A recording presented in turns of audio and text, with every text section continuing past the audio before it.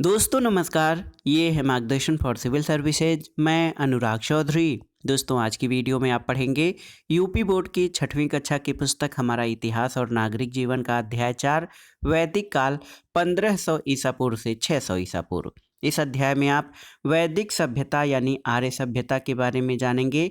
साथ ही आर्यों का आरंभिक जीवन कैसा था, आर्य सभ्यता का प्रसार, भारत में आर्यों का विस्तार, आर्यों के जन, राजा तथा उनका शासन, धर्म और यज्ञ तथा वैदिक कालीन समाज के बारे में इस अध्याय में आप पढ़ेंगे। अध्याय के अंत में हम अभ्यास प्रश्नों को सॉल्व करेंगे जो 6वीं कक्षा के छात्रों के साथ प्रतियोगी परीक्षाओं की तैयारी करने वाले अभ्यर्थियों के लिए बहुत ही महत्वपूर्ण है। तो आइए शुरू करते हैं आज का वीडियो। 6वीं कक्षा के इतिहास हमारा इतिहास और नागरिक जीवन का अध्याय 4 वैदिक काल 1500 ईसा पूर्व से 600 ईसा पूर्व। दोस्तों देखिए, पशु सदैव हमारे लिए उपयोगी रहे हैं। क्या आप जानते हैं कि भारत में पशुओं को पालने की परंपरा कब से चली आ रही है? प्रारंभिक आर्य जो थे वो भी पशुपालक थे। आर्यों के रहन सहन के तरीके और परंपराओं का पालन आज भी भारतीय समाज में देखने को मिलता है। दोस्तों वैदिक काल क्या है उसको जानते हैं। वैदिक काल से तात्पर्य उस युग से है जिसका ज्ञान वैदिक साहित्य से प्राप्त होता है। वेदों से हमें आर्यों की राजनीतिक व्यवस्था, समाज, धर्म, कला आदि की जानकारी मिलती है। इसलिए वैदिक सभ्यता को आर्य सभ्यता भी कहते हैं। आर्य का अर्थ होता है श्रेष्ठ या उत्तम। दोस्तों प्रायः ये माना जाता है कि हड़प्पा सभ्यता के अवसान के बाद वैदिक संस्कृति का विकास हुआ था। प्रारंभिक जीवन के बारे में जानते हैं, आर्यों के प्रारंभिक जीवन के बारे में। दोस्तों प्रारंभ में आर्य इधर उधर घूमते रहते थे, वे कबीलों में रहते थे। आर्य जो थे वो गाय, बैल, घोड़ा आदि पशुओं को पालते थे। चारा पानी और उपजाऊ भूमि की तलाश में वे एक स्थान से दूसरे स्थान तक जाते रहते थे। जहाँ चारा तथा उपजाऊ भूमि मिलती थी वे वहीं बस जाते थे। इस प्रकार आर्य समूह में आए और नए नए स्थानों पर बसते गए। लगभग 1200 ईसा पूर्व से 1000 ईसा पूर्व तक आर्य सिंधु, सतलज, ब्यास और सरस्वती नदी के किनारे पर बस गए थे। आर्य सभ्यता का प्रसार किस तरह से हुआ है दोस्तों, इसको जानना बहुत जरूरी है। आप देखिए, भारत में आर्य सभ्यता का प्रारंभ सप्त सैंधव प्रदेश से होता है। सप्त सैंधव प्रदेश को अभी हम मानचित्र के माध्यम से देखेंगे। सप्त सैंधव प्रदेश में आर्य कहाँ से आए, इसको लेकर इतिहासकारों के बीच मतभेद है। कुछ इतिहासकारों का कहना है कि आर्य बाहर से आकर यहाँ बसे, जबकि अनेक इतिहासकारों का कहना है कि आर्य मूलतः भारत के ही निवासी थे। वैदिक काल का जो समय काल की गणना की जाती है वो कब से कब है, तो वैदिक काल दोस्तों यहाँ पर देखिए 1500 ईसा पूर्व से 600 ईसा पूर्व तक का जो समय है उसे वैदिक काल कहा जाता है। इसमें भी देखिए 1500 से 1000 ईसा पूर्व के काल को ऋग्वैदिक काल और 1000 से 600 ईसा पूर्व के काल को उत्तर वैदिक काल के रूप में विद्वानों द्वारा विभाजित किया गया है। भारत में आर्यों का जो विस्तार है उसको हम इस चित्र के माध्यम से देखने का प्रयास करेंगे। इसमें देखिए सैंधव प्रदेश, सिंधु, रावी, ब्यास, झेलम, चिनाब, सतलज और सरस्वती। यहाँ पर आप सप्त सैंधव प्रदेश का जो एरिया है आप उसको देख सकते हैं। ये सप्त सैंधव प्रदेश का एरिया है जो कि सिंधु, रावी, ब्यास, झेलम, चिनाब, सतलज और जो सरस्वती नदी है, ये 7 नदियों का जो क्षेत्र है इसको सप्त सैंधव प्रदेश कहते हैं। इसके अलावा यहाँ पर एक और विभाजन ब्रह्मवर्त, ब्रह्मवर्त जो है वो दिल्ली के आसपास का क्षेत्र है, ब्रह्मवर्त प्रदेश। इसी तरह ब्रह्मर्षि प्रदेश, गंगा और यमुना का ये जो ग्रीन एरिया है, गंगा यमुना का दोआब क्षेत्र, इसको ब्रह्मर्षि प्रदेश कहा गया। और आर्यावर्त 1, 2, 3 यानी सप्त सैंधव, ब्रह्मवर्त और ब्रह्मर्षि प्रदेश को, जो कि हिमालय से लेकर, ये देखिए ये सारा एरिया हिमालय से लेकर विंध्याचल पर्वत तक का क्षेत्र, इसको आर्यावर्त कहा गया था। और दक्षिणापथ आप देख सकते हैं, यहाँ पर जो दक्षिणापथ है ये पिंक कलर में जो एरिया है दक्षिणापथ, ये विंध्याचल पर्वत के दक्षिणी ओर का क्षेत्र, इसे विंध्याचल कहा गया है। तो सप्त सैंधव प्रदेश ये सिंधु, रावी, ब्यास, झेलम, यहाँ पर देखिए सप्त सैंधव प्रदेश के अंतर्गत सिंधु, रावी, ब्यास, झेलम, चिनाब, सतलज और सरस्वती का क्षेत्र ब्रह्मवर्त के अंतर्गत दिल्ली के आसपास का क्षेत्र, ब्रह्मर्षि प्रदेश में गंगा यमुना का दोआब क्षेत्र, और आर्यावर्त हिमालय से विंध्याचल पर्वत तक का क्षेत्र आर्यावर्त कहा गया। और दक्षिणा पथ जो है ये विंध्याचल पर्वत के दक्षिणी ओर का क्षेत्र, ये दक्षिणा पथ कहा गया है। तब अब आप जान लीजिए कि यहाँ से आप ये समझ सकते हैं कि अगर जो आपसे पूछा जाए सप्त सैंधव प्रदेश क्या था, ब्रह्मवर्त प्रदेश और ब्रह्मर्षि प्रदेश, तो आप इस व्याख्या से जान सकते हैं। वेदों के बारे में आइए जानते हैं। दोस्तों, आप जानते हैं वेद जो हैं वो, ये शब्द संस्कृत भाषा के विद शब्द से बना है। इसका अर्थ होता है जानना। वेदों की संख्या 4 है, ऋग्वेद, यजुर्वेद, सामवेद और अथर्ववेद। ऋग्वेद सबसे प्राचीन वेद है और ऋग्वेद में विभिन्न देवताओं को संबोधित प्रार्थनाएं हैं जिनको कि ऋचा कहा जाता है। ऋग्वेद में 10 भाग हैं जिनको मंडल कहते हैं और प्रसिद्ध गायत्री मंत्र ऋग्वेद से लिया गया है जिसका आज भी धार्मिक अवसरों पर उच्चारण किया जाता है। सामवेद में भारतीय संगीत के सप्त स्वर स, रे, गा, मा, पा, धा, नी का वर्णन है और यजुर्वेद में विभिन्न यज्ञों और उसे करने की विधियों का वर्णन है। अथर्ववेद, ये तंत्र मंत्र जादू टोने का वर्णन अथर्ववेद में किया गया है।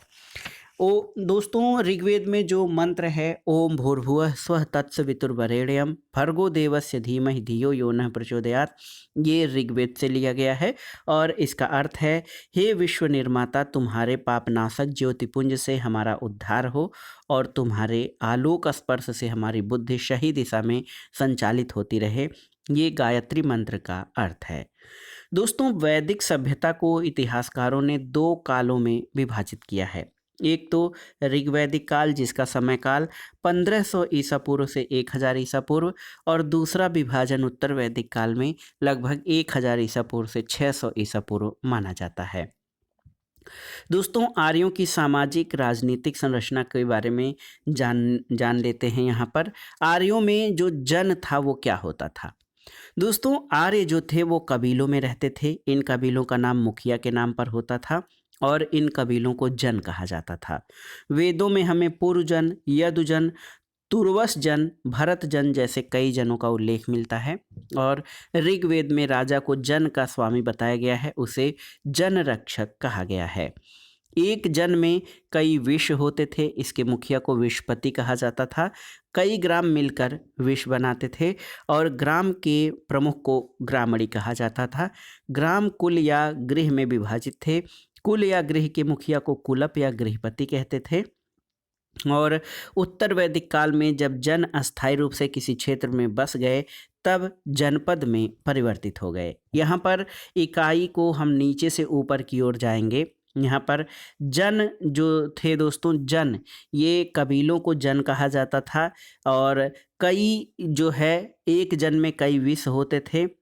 जन के मुखिया राजा होते थे, विष के मुखिया विषपति, और कई ग्रामों को मिलाकर विष का निर्माण होता था। ग्राम के मुखिया को ग्रामणी, और कुल से ग्रामों का निर्माण होता था। कई ग्राम जो है वो कुलों से मिलकर बने थे, तो ग्राम कुल या गृह में विभाजित होते थे और कुल के मुखिया को कुलप या गृहपति कहा जाता था। दोस्तों, राजा के बारे में अगर जो वैदिक कालीन राजा के बारे में जाने तो वैदिक काल में जन का प्रमुख राजा होता था जिसे जनपति कहा जाता था। राजा का प्रमुख कार्य जन के लोगों की रक्षा करना और युद्ध में सेना का नेतृत्व करना होता था। प्रारंभ में राजा का चुनाव सभा द्वारा किया जाता था और उत्तर वैदिक काल में राजा का पद पूर्ण वंशानुगत हो गया। राजा को व्यापक अधिकार प्राप्त थे। राजा पर नियंत्रण रखने के लिए सभा और समिति नाम की संस्थाएं थीं। दोस्तों, किसी समस्या को सुलझाने के लिए एक सभा होती थी। सभा में 70-80 लोग बैठते थे, उसमें से 5-6 लोग विशेष आसन पर बैठते थे। आसन पर बैठने वाले प्रमुख लोग राजन्य होते थे। राजन्य तो अपनी उम्र, अनुभव, शक्ति, योगदान के कारण प्रमुख थे अथवा अन्य लोगों की अपेक्षा उनके पास अधिक गाय, घोड़े और रथ होते थे। और प्रमुख लोगों के अलावा बाकी लोग विष कहलाते थे। सभा में समस्या रखी जाती थी, सभी लोग मिलकर उस समस्या को सुलझाते थे। दोस्तों, राजा का शासन किस प्रकार से होता है? देखिए, राजा का खर्च चलाने के लिए राजा जन के लोगों से उपहार प्राप्त करता था।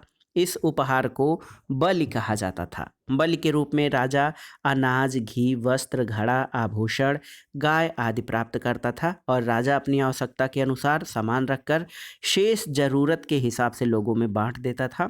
इससे राजा और प्रजा के मध्य रिश्ते मजबूत होते थे। युद्ध के बाद की सभा क्या थी और इसका महत्व क्या था? दोस्तों, युद्ध के बाद भी सभा होती थी। सभा में जन के राजा जीत में मिली गायों, घोड़ों, रथ, हथियार, आभूषण, दास दासियों को जन के कई लोगों के बीच बांटते थे, लेकिन सबसे बड़ा हिस्सा राजा अपने पास रखता था। फिर राजन्यों और ब्राह्मणों को हिस्सा मिलता था।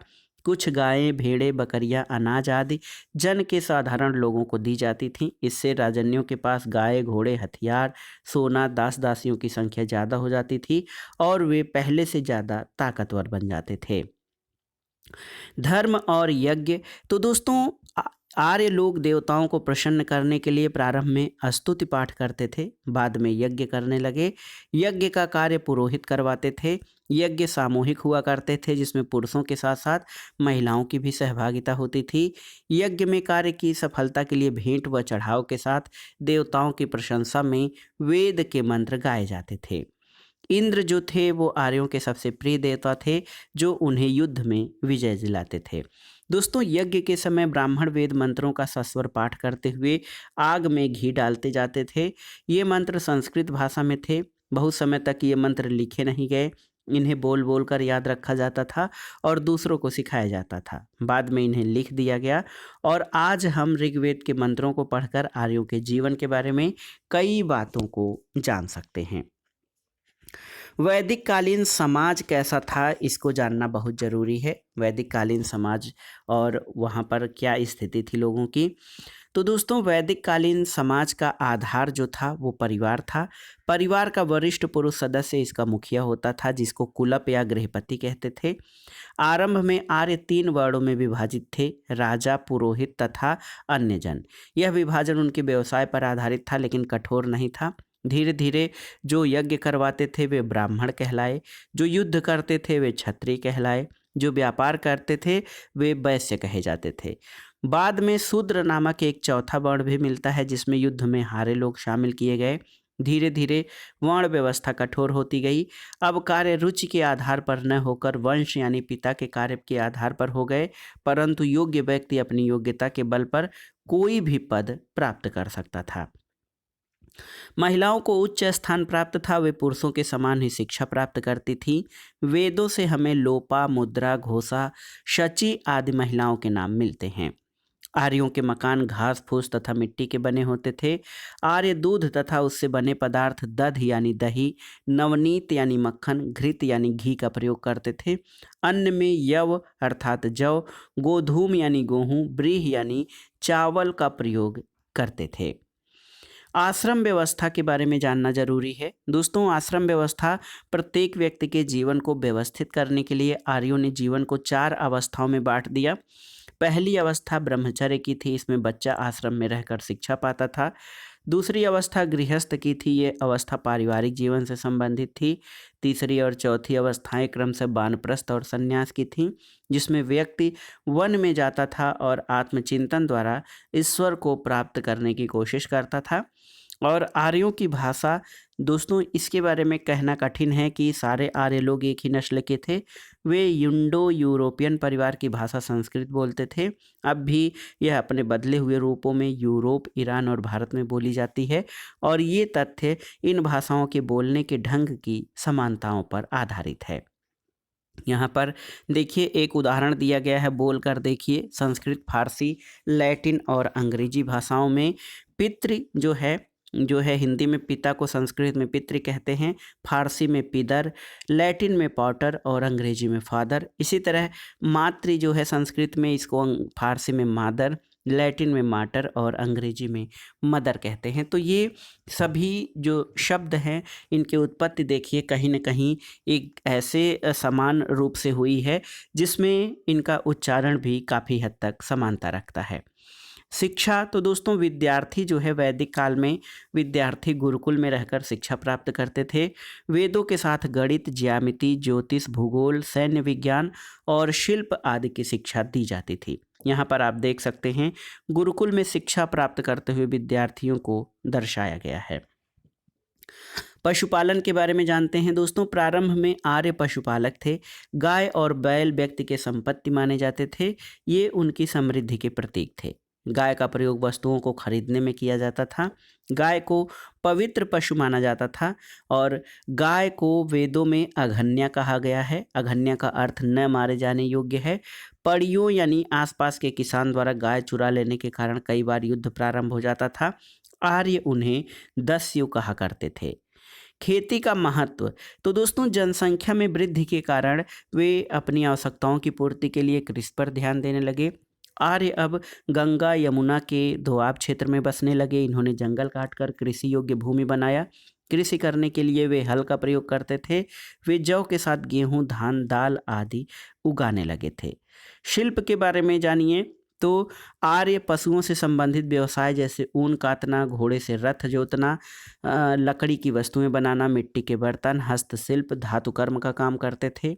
धातु को वैदिक काल में अयस कहा जाता था। ऋग वैदिक काल में इन्हें तांबा और कांसा का ज्ञान था। लोहे का ज्ञान उत्तर वैदिक काल में हुआ था। विज्ञान और प्रौद्योगिकी के बारे में अगर जो देखा जाए तो आर्यों को सूर्य, चंद्रमा, पृथ्वी और नक्षत्रों की गतियों का ज्ञान था। वे ज्यामितीय आकृति से परिचित थे। ऋग वैदिक काल और उत्तर वैदिक काल में आए परिवर्तनों को जान लेते हैं इस चार्ट के माध्यम से। आप देखिए बहुत ही महत्वपूर्ण है। ऋग वैदिक काल में जीवन जो है गतिशील था। उत्तर वैदिक काल में जीवन अस्थायी हो गया। ऋग वैदिक काल में राजा का पद वंशानुगत नहीं था। उत्तर वैदिक काल में राजा का पद वंशानुगत हो गया। ऋग वैदिक काल में वर्ण व्यवस्था नहीं थी, जबकि उत्तर वैदिक काल में वर्ण व्यवस्था विकसित हो गई। और पशुपालन जो है ऋग वैदिक काल में मुख्य व्यवसाय था और उत्तर वैदिक काल में कृषि मुख्य व्यवसाय बन गया था। तो ये ऋग वैदिक काल से उत्तर वैदिक काल में आए प्रमुख परिवर्तन रहे। महाकाव्य की रचना, दोस्तों आप जानते हैं कि रामायण और महाभारत महाकाव्य हैं।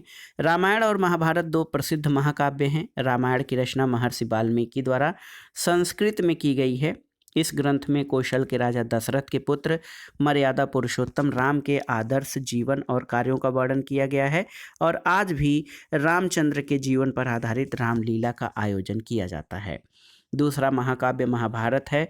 इसकी रचना महर्षि वेदव्यास ने की थी और इस महाकाव्य में कुरुवंश के कौरवों और पांडुवंश के पांडवों की कथा मुख्य रूप से दी गई है और इसके अलावा इनकी शासन व्यवस्था, राजनीतिक व्यवस्था आदि का वर्णन इसमें मिलता है। महाभारत का प्राचीन नाम जय संहिता था और दोस्तों ये विश्व का सबसे बड़ा महाकाव्य है महाभारत। कुछ अन्य महत्वपूर्ण तथ्यों को जान लेते हैं जो परीक्षाओं की दृष्टि से बहुत ही इम्पोर्टेंट हैं। लोहे की खोज उत्तर वैदिक काल में हुई थी। वैदिक काल से पूर्व चित्रात्मक लिपि थी। अब ध्वनि के आधार पर अक्षरों का विकास होने लगा। अक्षरों को मिलाकर शब्द और शब्दों को मिलाकर वाक्य बनने लगे। ब्राह्मण ग्रंथ क्या है, तो इनकी रचना यज्ञ के विधान और क्रियाओं को समझने के लिए की गई और प्रत्येक वेद के अपने अपने ब्राह्मण ग्रंथ हैं। उपनिषदों को वेदांत भी कहा जाता है। इनकी संख्या 108 है और आप जान लीजिए भारत का आदर्श वाक्य सत्यमेव जयते ये मुंडकोपनिषद से लिया गया है। कुछ महत्वपूर्ण शब्दावली को देख लेते हैं दोस्तों। अघन्या जिसका वध न किया जाए, तो वैदिक काल में गाय को अघन्या कहा गया है। दोआब क्या है, तो दो नदियों के बीच का उपजाऊ क्षेत्र दोआब कहा गया है। वंशानुगत यानी पिता के बाद पुत्र को प्राप्त होने वाला अधिकार इसे वंशानुगत कहा जाता है। अब अभ्यास प्रश्नों को आइए देख लेते हैं। पहला प्रश्न है कि आर्यों के बारे में आप क्या जानते हैं। पहला प्रश्न, तो दोस्तों आर्य का अर्थ होता है श्रेष्ठ या उत्तम। प्रारंभ में आर्य इधर उधर घूमते रहते थे। वे कबीलों में रहते थे। गाय, घोड़े, बैल आदि पालते थे और चारा पानी और उपजाऊ भूमि की तलाश में वे एक स्थान से दूसरे स्थान पर घूमते थे और आर्य जो है समूह में आए और नए नए स्थानों पर बसते गए। लगभग 1200 ईसा पूर्व से 1000 ईसा पूर्व तक आर्य सिंधु, सतलज, ब्यास और सरस्वती नदी के किनारे बसे थे। वैदिक सभ्यता को आर्य सभ्यता क्यों कहते हैं, दूसरा प्रश्न है। तो दोस्तों वैदिक सभ्यता के निर्माता आर्य थे, इसलिए वैदिक सभ्यता को आर्य सभ्यता कहा जाता है। तीसरा प्रश्न है खेती का विकास हो जाने के बाद आर्यों के जीवन में क्या परिवर्तन आया। तो खेती का विकास हो जाने के बाद आर्यों के जीवन में जो महत्वपूर्ण परिवर्तन हुआ कि पशुपालन के अतिरिक्त अब कृषि उनका मुख्य व्यवसाय बन गया। जौ के साथ गेहूं, धान, दाल आदि उगाने लगे और उनका जीवन काफ़ी हद तक अस्थायी हो गया। आर्यों की सामाजिक व्यवस्था कैसी थी। तो दोस्तों, आर्यों की सामाजिक व्यवस्था में समाज का आधार परिवार था। परिवार का वरिष्ठ सदस्य मुखिया होता था, जिसको कुलप या गृहपति कहा जाता था। आरंभ में आर्य तीन जो है वर्णों में विभाजित थे, राजा, पुरोहित और अन्य जन, और ये विभाजन उनके व्यवसाय पर आधारित था। धीरे धीरे एक चौथा वर्ण शूद्र वर्ण भी आया, जो युद्ध में हारे हुए लोग थे। धीरे धीरे ये व्यवस्था कठोर होती गई और कार्य का स्वरूप वंशानुगत होता गया। महिलाओं को समाज में उच्च स्थान प्राप्त था, वे पुरुषों के समान ही शिक्षा प्राप्त करती थीं। पांचवा प्रश्न है कि वैदिक कालीन शिक्षा का जो वर्णन है, शिक्षा व्यवस्था। तो दोस्तों, वैदिक काल में विद्यार्थी गुरुकुल में रहकर शिक्षा प्राप्त करते थे। वेदों के साथ गणित, ज्यामिति, ज्योतिष, भूगोल, सैन्य विज्ञान और शिल्प आदि की शिक्षा दी जाती थी। अगला प्रश्न है, संक्षिप्त उत्तर देना है यहाँ पर। देखिए, आश्रम व्यवस्था। तो आश्रम व्यवस्था क्या है, इसको जान लीजिए। दोस्तों, प्रत्येक व्यक्ति के जीवन को व्यवस्थित करने के लिए आर्यों ने जीवन को चार अवस्थाओं में बांटा था: ब्रह्मचर्य, गृहस्थ, वानप्रस्थ और संन्यास। देखिए, सभा और समिति क्या है। तो राजा पर नियंत्रण रखने के लिए सभा और समिति नामक संस्थाएं थी, जिसमें 70-80 लोग मिलकर समस्याओं का समाधान करते थे। आर्यावर्त। तो हिमालय से लेकर विंध्याचल पर्वत तक का क्षेत्र आर्यावर्त कहलाता था। और राजा के कर्तव्य क्या थे। तो राजा का प्रमुख कार्य लोगों की रक्षा करना और युद्ध में सेना का नेतृत्व करना, अपने प्रजा की रक्षा करना था। अगला है, रिक्त स्थान भरना है। तो प्रसिद्ध गायत्री मंत्र कहाँ पर है। तो आप जानते हैं, प्रसिद्ध गायत्री मंत्र ऋग्वेद में है। सप्त स्वर सारे गामा प ध नि का उल्लेख किस वेद में है। तो ये सामवेद में है। आर्यों की भाषा क्या थी। तो आप जानते हैं, आर्यों की भाषा संस्कृत थी। और महाभारत की रचना, यहाँ पर याद रखिएगा, महाभारत की रचना वेद व्यास ने की थी। अब आइए देख लेते हैं जो है निम्नलिखित कथनों में सही और गलत का निशान लगाना है। सही और गलत के निशान आप देख सकते हैं। ब्रह्मचर्य आश्रम में बालक शिक्षा प्राप्त करता था, बिल्कुल सही है। लोहे की खोज उत्तर वैदिक काल में हुई है, सही है। अथर्ववेद सबसे प्राचीन वेद है, गलत है, क्योंकि सबसे प्राचीन वेद ऋग्वेद है। आर्यों की भाषा वैदिक संस्कृत था, ये सही है। यहाँ पर देखिए, आधुनिक समय में वैदिक कालीन विद्यालय गुरुकुल में क्या समानताएं तथा असमानताएं हैं, आप इसको करिएगा। और देखिए, यहाँ पर अंत में जो है कुछ वस्तु दी गई हैं, उनसे क्या क्या सामान बन सकता है। तो लोहे से बर्तन, हथियार, वाहन और औजार। लोहे से बर्तन, हथियार और औजार, मशीनरी, ये सब बनते हैं। लकड़ी से फर्नीचर, मकान के खिड़की, दरवाज़ा। तांबा से बर्तन, सजावटी सामान, मूर्ति आदि। और कच्ची मिट्टी से बर्तन और मूर्ति आदि बन सकती है। तो दोस्तों, ये था आज का वीडियो। 6वीं कक्षा के पुस्तक हमारा इतिहास और नागरिक जीवन का अध्याय 4 वैदिक संस्कृति से संबंधित महत्वपूर्ण तथ्यों और अभ्यास प्रश्नों को हमने सॉल्व किया। और ये कक्षा 6 के विद्यार्थियों के साथ साथ प्रतियोगी परीक्षाओं की तैयारी करने वाले छात्रों के लिए बहुत ही उपयोगी होगा। आप इन प्रश्नों को और इस अध्याय में आए हुए महत्वपूर्ण तथ्यों और शब्दावलियों को तैयार कर लीजिएगा।